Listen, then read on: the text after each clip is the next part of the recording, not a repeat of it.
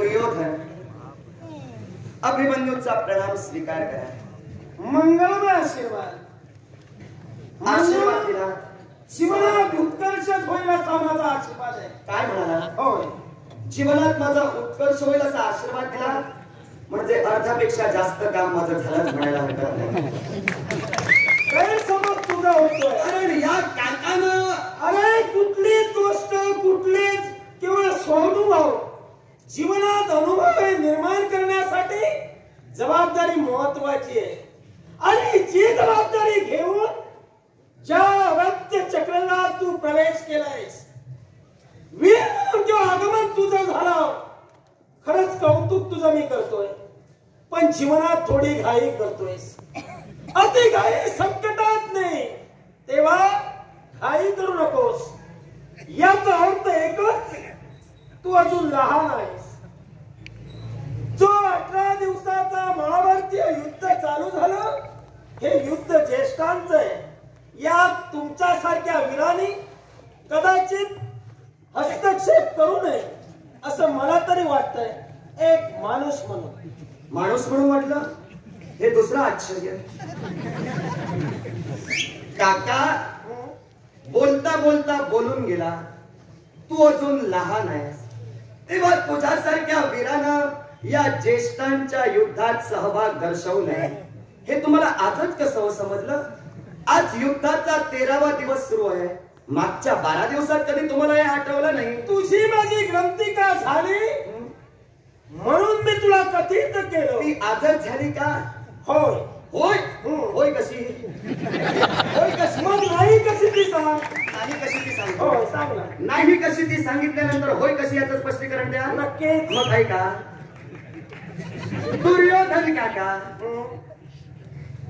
ज्यावेळी समस्त तुमच्या सैन्यासह कुरुक्षेत्रात तुमचा रथ वायू वेगानं दौडत होता, त्यावेळी या अभिमन्यूनं तुम्हाला मध्येच रोखलेलं होतं.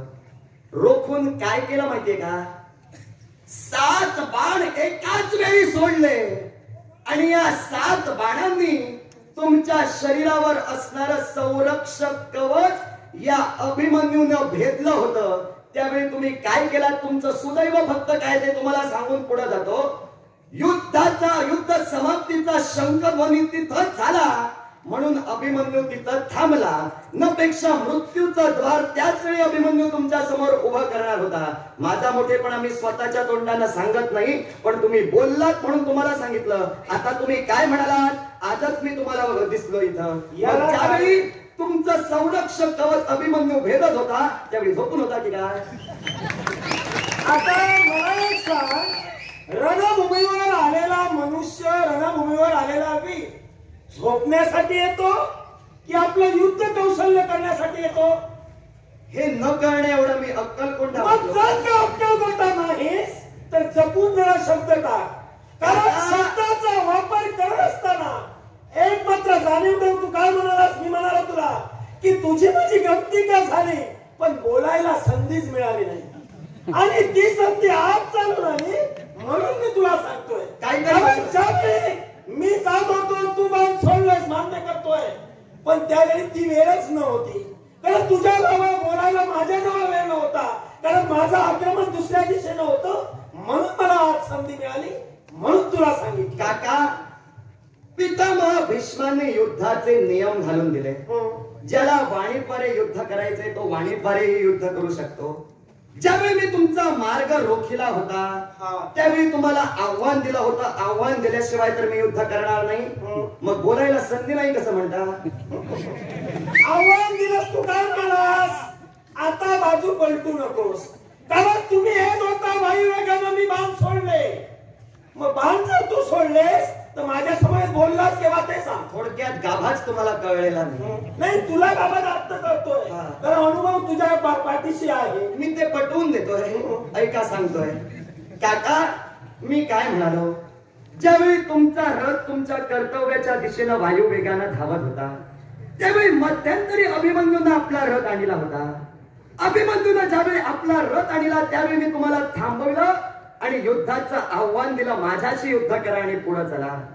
आता जिथं हे मी तुम्हाला सांगितलं तेव्हा पण तुम्ही सांगू शकला असतास तू माझ्या बरोबर युद्ध करू नकोस, तू अजून लहान आहेस, तेव्हा या ज्येष्ठांच्या काय म्हणाला ते युद्धात तू सहभाग दर्शवू नकोस. मग ज्येष्ठांच्या विरोधात जर आम्ही सहभाग दर्शवू नये तर माझ्या एका प्रश्नाचं उत्तर द्या.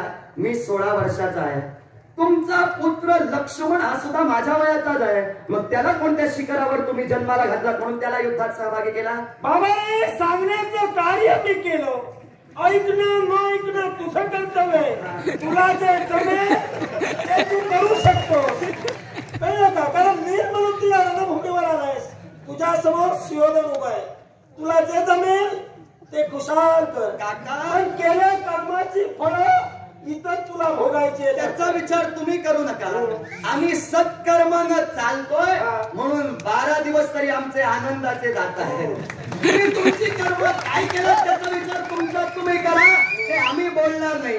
आता तुम्ही म्हणालात दुर्योधन तुझ्या समोर उभा आहे, तुम्ही बोललात म्हणून बोलतोय. मी तुम्हाला काका म्हणूनच हाक मारली, कारण माझी मर्यादा मी आता अजूनपर्यंत तरी सोडलेली नाही. तुमची मर्यादा तुम्ही सोडून मोकळे झाला. आता ती कशी ते शब्दांशब्द पटवून देणार आणि सांगणार. माझे शब्द वाऱ्यावरचे नाही, मी जे बोलतो ते मी पटवून देतो. तेव्हा तुम्ही मगा म्हणाला भेट कशी झाली नाही ते सांग, म्हणजे मी कशी झाली ते सांगेन. तो मुद्दा मी तुमच्या समोर स्पष्ट केला. आता आमच्या या कुरुपुळाला खऱ्या अर्थानं काळीमात तुम्ही लावला. कसा? हा माझा धडधडीत आरोप तुमच्यावर. ऐकूया. मला सांगा, माझी माता द्रौपदी नात्यानं तुमची कोण? एवढे दिवस तुला नातं माहीतच नव्हतं? एवढे दिवस तुला नातं माहित नव्हतं का काका? मग तुला जर नातं माहिती आहे, तू काय म्हणाला स्पष्टीकरण करून देणार आहे, मग स्पष्टीकरणच कर, प्रश्न करू नकोस. प्रकरण आधी स्पष्ट करू की तुमची शंका आधी तुला जे जमेल ते कर. ऐका, नातं मला माहित नाही अशातला भाग नाही. मग 16 वर्षाचा जरी मी असलो ना, हाती शस्त्र स्थित करून या रणभूमीवर आलोय, ती अक्कल गहाण ठेवून नव्हे. ते काय केलं? नातं न करणे एवढा मी अक्कलकोंड आणि अप्रबुद्ध नव्हे. आता मला तुम्ही सांगा, मी तुम्हाला प्रश्न काय केला? माझी माता द्रौपदी नात्यानं तुमची कोण? तुम्हाला सांगायला लाज वाटते म्हणून तुम्ही मागं राहत, आणि लाजच वाटते म्हणूनच तुला मी सांगत नाही. काही हरकत नाही. पांडवांशी नातं मी ठेवू इच्छित नाही. होय ना? पांडवांशी नातं ठेवण्यासाठी तुम्ही इच्छुक नसालही, म्हणूनच मी प्रथमतःच वाक्य बोललो. नातं या शब्दाची किंमत कवडीमोल करणारेच तुम्ही, माणुसकीला मूठमती देणारेच तुम्ही, ज्यांना नातं या शब्दाचा अर्थ कळत नाही. या विश्वात चाज्वल्य असणारी माणुसकी ज्यांना राखता येत नाही, ते हस्तिनापूरचा राजा होण्यासाठी समर्थ नाही, तेव्हा तुमची मर्यादा ओळखा आणि पाऊल टाका. आमची मर्यादा तू शिकवू नकोस. कसं काय करावं हे आम्हाला चांगलंच कळतंय. आता तुमच्याशी मला नातं जोडायचं नाही, याला कारण आहे. कारण का? तूच म्हणालास तुम्हाला लाज वाटते का? खरंच लाज वाटते. लाज वाटते? कारण पंडू हे तुझे कोण? आजोबा. मग तुझे जर ते आजोबा होते तर ज्या पांडवांची निर्मिती झाली, पंडू राजा हे शापित होते. ज्यावेळी त्याला केवळ स्त्रीला स्पर्श करतील त्यावेळी ते मरण पावतील, हे उद्गार सत्य होते का? सत्य होते. मग ज्या कर्दम मोहनदारी दिलेला शाप आणि तो शाप केवळ सत्य ठरला, पंडू राजे मृत झाले, मग त्यावेळी पांडव होते का?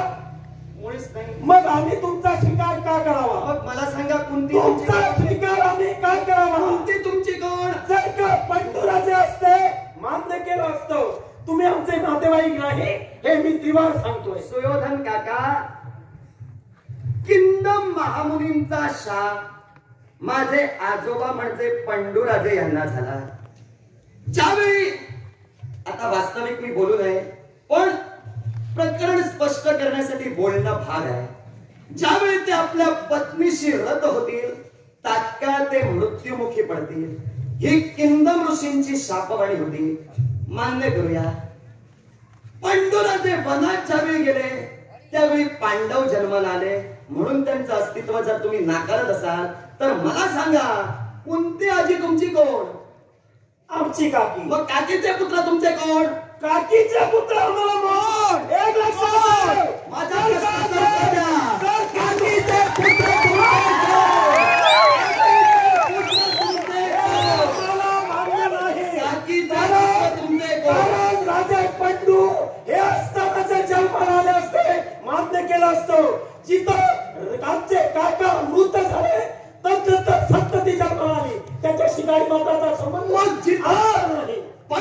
पांडव कुंती मातेचेच पुत्र हे तुम्ही जर मान्य करता तर त्यांचा हस्तिनापुरावर अधिकार आहे हे तुम्हाला मान्य करावं नाही.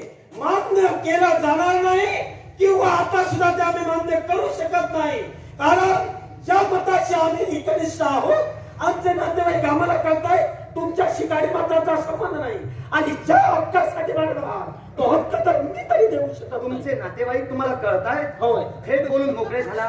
नातेवाईक जर कळत आहेत तर माझ्या द्रौपदी माता तुमची कोण हे सांगायला लाज तुम्हाला कशी वाटली? लाज वाटली कशी वाटली? कारण मी नातं जोपासलंच नाही. मी द्रौपदीला माझी कुणी मानलीच नाही, पांडवांना माझे कधी मानले नाही, याच्या नंतर मानणार नाही. म्हणजे तुम्हाला नातीच कळत नाही म्हणून हा प्रश्न. काय संबंध? मला सांग, ज्यावरती राजे पंडू नाही आणि संतती जन्माला येते याचा अर्थ काय तर तुम्ही समजून घ्या. मग मला सांगा, कौरव जे जन्माला आले, कौरव कसे जन्माला आले?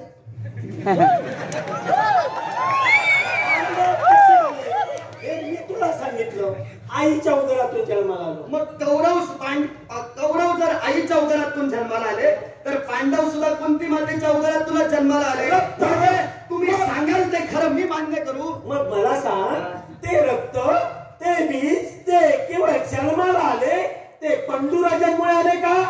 मग हा प्रश्न जर तुझा होता आणि म्हणूनच या प्रश्नासाठी हे युद्ध जर तू आरंभलंस तर ज्यावेळी गोपाल कृष्ण शांतीदूत म्हणून तुमच्याकडे आला तेव्हा हा प्रश्न तिथंच स्पष्ट करून काय युद्ध थांबलं नाही? आमचं देणं घेणं देव गोपाल कृष्णाशी काहीच नाही. तुला मोठा वाटतोय तू जा त्याच्या समवेत.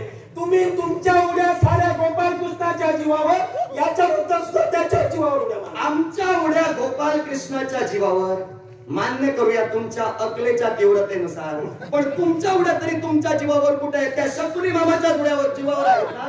कुणी सांगितलं? कुणी सांगितलं? मग आमच्या उड्या गोपाल कृष्णाच्या जीवावर हे तुम्हाला कुणी सांगितलं? मग मला सांग, आतापर्यंत जे केवळ जीवनात आचरणात आलेला ते कुणाच्यामुळं? त्याच्याशी तुमचा काय संबंध? मग तुझा काय संबंध?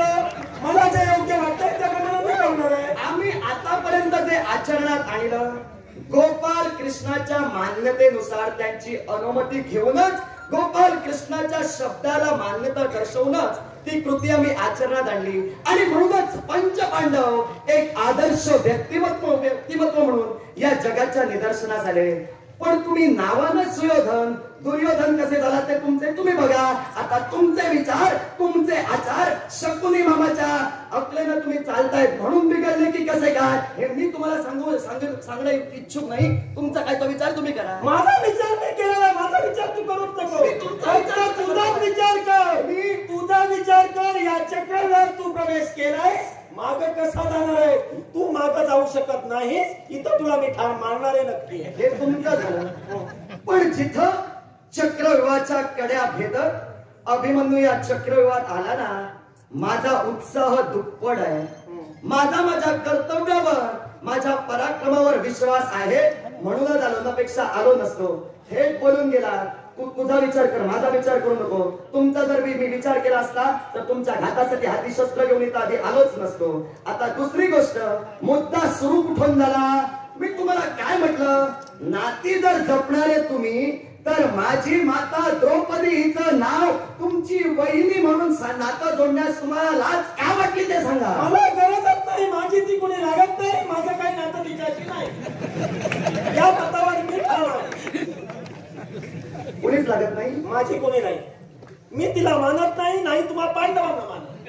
फक्त माझे अधिकार मला परिपूर्ण करायचे. हस्तिनापूरचा भावी युवराज, सध्याचा युवराज पुढचा राजा होणारा, नात्यांना मानणारा हस्तिनापुराचा युवराज नातं या शब्दाची किंमत कवडीमोल करून ठेवतो. म्हणूनच मी आता थेट तुम्हाला सांगतोय, अरे तुम्ही हस्तिनापुराच्या राजगदीवर राजा म्हणून बसण्यास सक्षम नाही. नातं या शब्दाचा अर्थ आधी शिका आणि नंतर राज्याच्या हव्यासाठी किती जरी कोकलून सांगितलं नातं नातं नातं तरी मी माझ्या मतावर ठाम आहे. मला नातं तुमच्याशी जोडायचं. दुष्टबुद्धीचा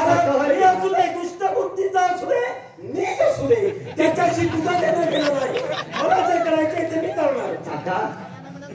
आतापर्यंतचा माझा सगळा अट्टहास तुमच्या एका शब्दातच तुम्ही स्पष्ट केला. आता मला कोकलायची खरंच गरज नाही, कारण मी पहिल्यापासूनच स्पष्ट करून देऊ इच्छित होतो कौरव नीचच आहे. आता तुमच्या तोंडाने सांगितलं मी विजयी.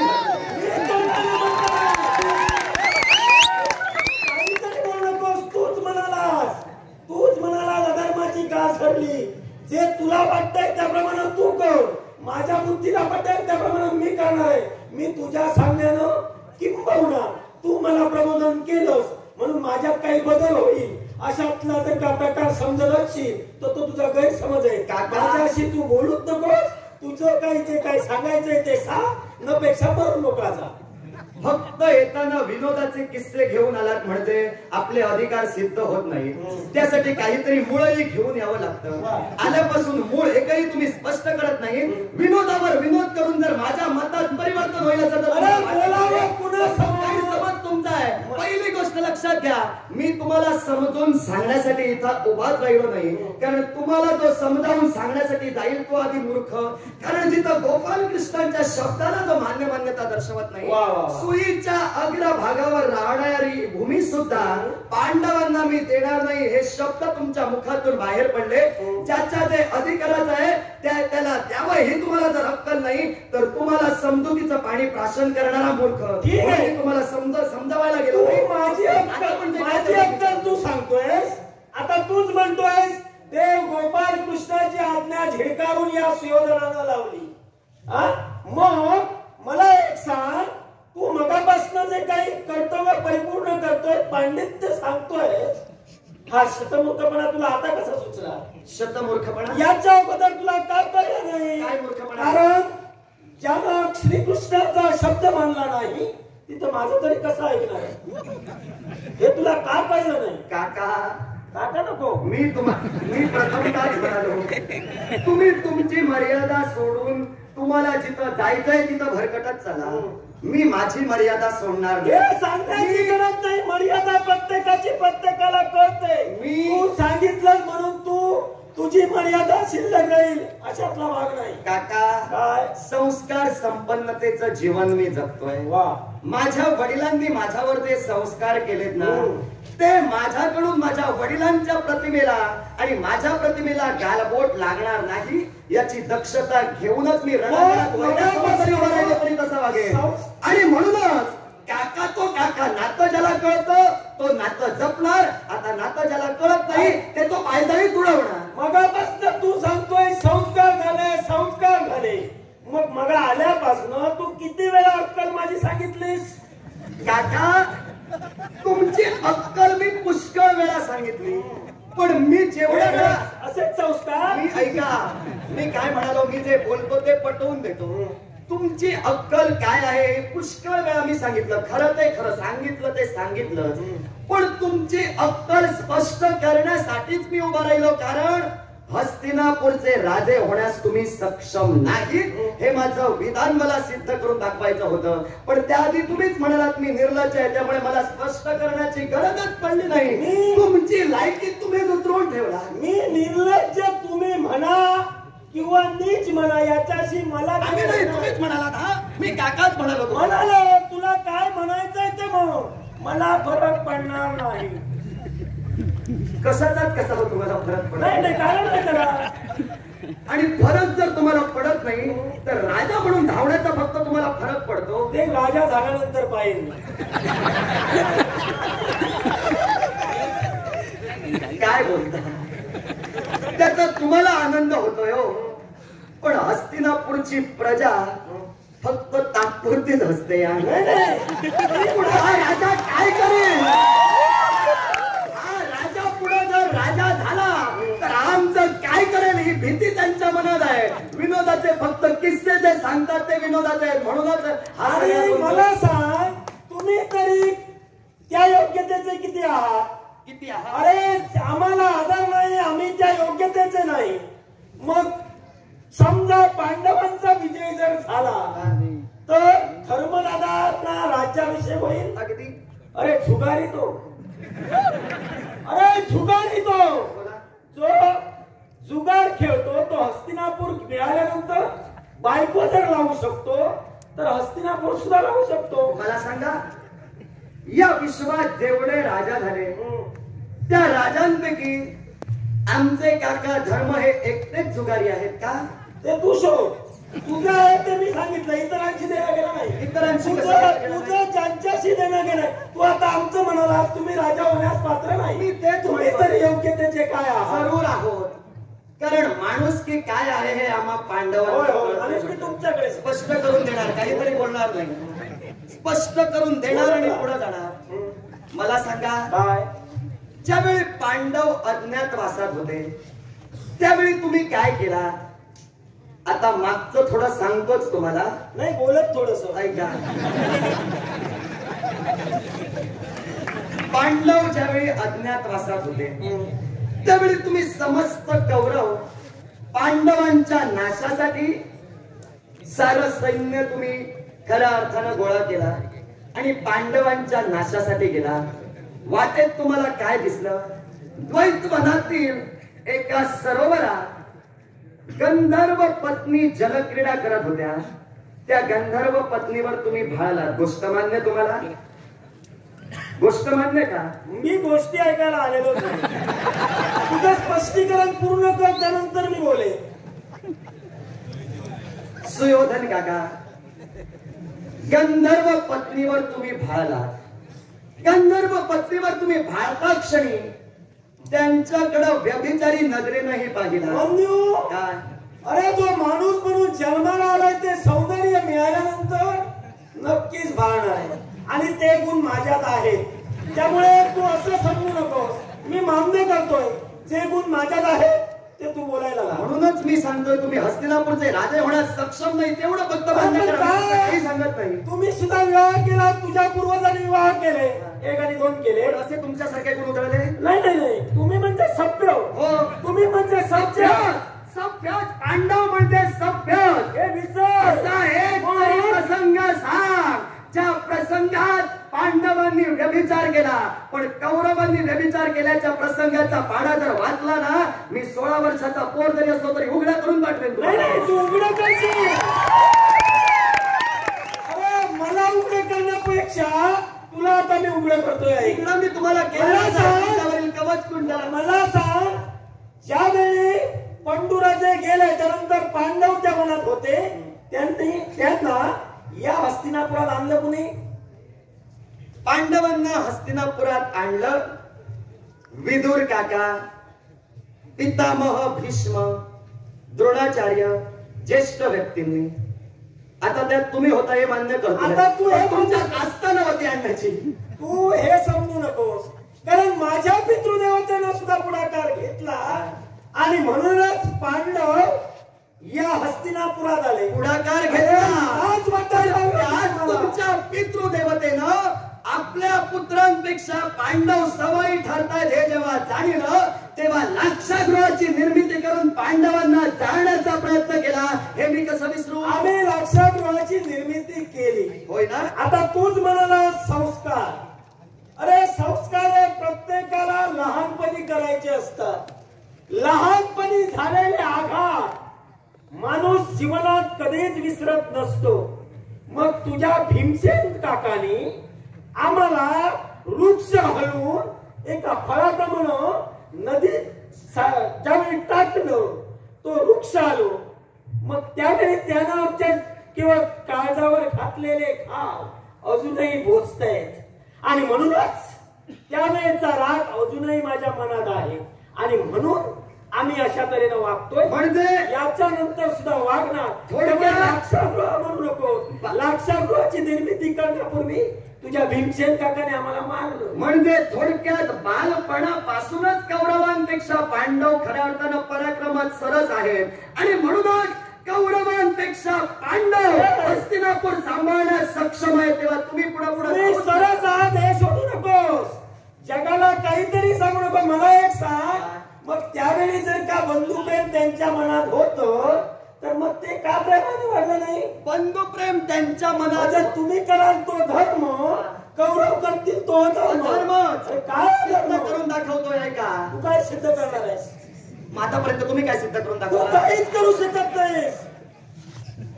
सुयोधन काका, काय पुन्हा एकदा तुम्हाला सांगतो, पुन्हा सांग नाही तर 1000 वेळा सांग, माझ्यात बदल होणार नाही. हेच म्हणतोय तुम्ही सुधारणार नाही. मग सुधारणार जर नाही तर मूर्खपणा का करतोय म्हणून? मग हे सुद्धा तुम्ही मान्य करता. मी काय बोलतो ते तुम्हाला कळत नाही, पण सांगतोय का हे वास्तविक 16 वर्षाच्या पोरानं तुम्हाला सांगू नये, पण 16 वर्षाचा पोर समजूतदार पद्धतीने आपलं संभाषण करतोय, तर हा काका काय बोलतोय त्याचा नेमच लागत नाही. अरे याला सुद्धा कारण आहे.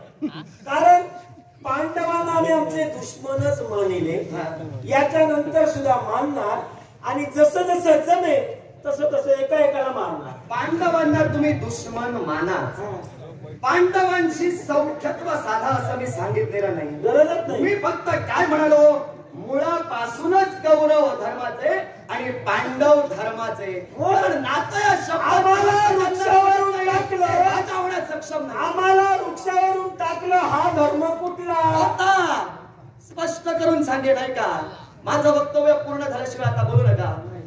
ऐका सुयोधन काका, आमचे काका भीमसेन, ज्यावेळी तुम्ही खेळ खेळत होता बालपणी, त्यावेळी तुम्ही कौरव वृक्षावर वगैरे चढत होता, त्यावेळी आमचे काका भीमसेन वृक्ष गदा गदा हलवत होते आपल्या शक्ती सामर्थ्यानं, आणि झाडावरचं फळ जसं खाली पडावं तसे तुमचे एक एक बंधू खाली पडत होते. ते का पडत होते याला कारण आहे, कारण त्यांनाही ज्ञात होतं आपल्यापेक्षा सवाई वीर तो वृक्ष हलवतोय, त्याचे पराक्रम त्यांना ज्ञात होते. आता ऐका मी काय बोलतोय ते ऐका. सुयोधन काका, जर आमचे काका वृक्ष हलवून तुम्हाला त्रास देत होते म्हणून ते काका जर अधर्मानं वागत होते असं जर तुम्ही म्हणता, तर त्याच बालवयातच त्याच भीमसेन काकांना लाडवातून विष घातला, तो कसा काय धर्म तुमचा? मारायला. मारायला ना? मग तुम्ही जर त्यांना मारायला केलं तर माझे काका भीमसेन यांनी तुम्हाला मारायला वृक्ष हलवला, कुठं चुकला? चुकलं आमचं. होय ना? होय. संपला विषय. चालू आहे मला. संपल्यामध्ये तुझं बोलणं झालं, बोला. तुझं बोलणं झालं की संपलं. जिथपर्यंत तुमची बुद्धिमत्ता आहे तिथपर्यंत बोला, कसाच मागे जाणार नाही.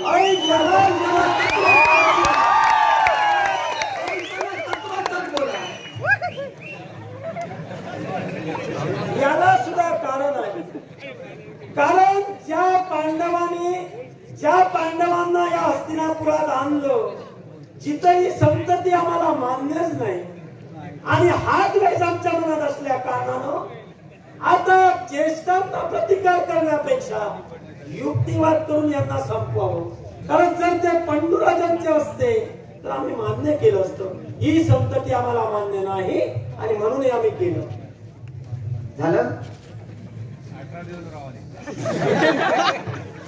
सुयोधन काका, संतती मान्य नाही, संतती मान्य नाही, एकच मुद्दा तुम्ही पुन्हा पुन्हा मला सांगताय, पण पांडवांचा अधिकार हस्तिनापुरावर आहे हे तुम्हाला मान्य करावंच नाही. तो तुमच्या मनाचा प्रश्न झाला, पण पांडवांचा अधिकार हस्तिनापुरावर आहेच.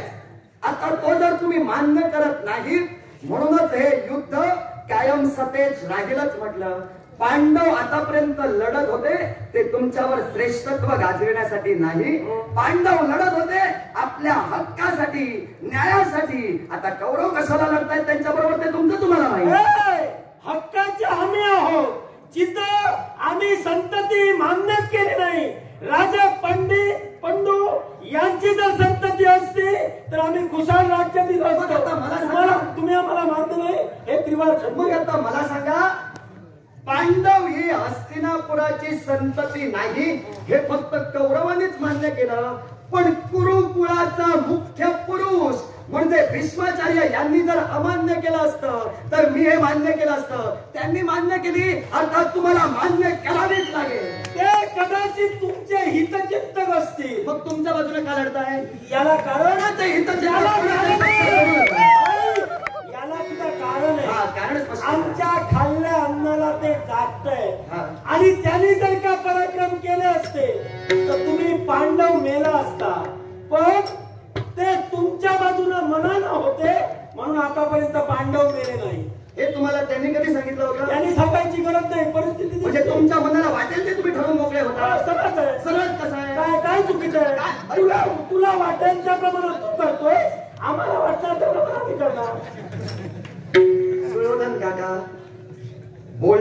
बराच वेळ तुमच्याशी मी बोलतोय, पण बोलण्याला अर्थाचा शून्यच आहे असं मला वाटू लागलं. आता तुला कारण तुमच्यावर किती मी ज्ञानामृत पाजलं. मी 16 वर्षाचा मी पोर असून प्रथमच म्हणालो यात तुझा काही उपयोग होणार नाही. मी जसा आहे तसाच राहणार आणि म्हणून मला काही सांगून आणि म्हणूनच मी म्हटलं तुम्ही जसे आहात तसेच जर राहणार तर तुम्ही हस्तिनापुराचे राजे तू ठरवू नकोस, ते तू ठरवू नकोस. ज्या कामासाठी आलेस ते काम पूर्ण कर आणि जा. तेच काम मी करतोय. काम अर्धवट टाकून मी जाणार नाही. जाऊही नको. पण तुम्ही मात्र काम पूर्ण करूनच नाही, मी करणारच आहे. होय ना? मग ऐका, निर्भीड छातीनं अभिमन्यूनं या चक्रव्यूहात उडी ठोकलेली आहे. जातिवंत सिंहाचा छावा आहे मी, जातिवंताचा नूर आहे मी. तेव्हा तुमच्या देहाची चिरफाड करून माझे पराक्रम तुम्हाला सिद्ध करून दाखवेन आणि चक्रव्यूहाचा भेद करून मी सुखरूप मागे जाईन. मग कोणत्या तऱ्हेने तुझे पराक्रम करतोय हे मला सुद्धा प्रत्यक्षाला पाहिजे. प्रत्यक्षाला प्रमाण कशाला? जैसा तू मनसी वैसा मी तुझी. मग स्वीकार तुझा तुमच्या माझ्या बलाबलाची तुलना. भूमीवरी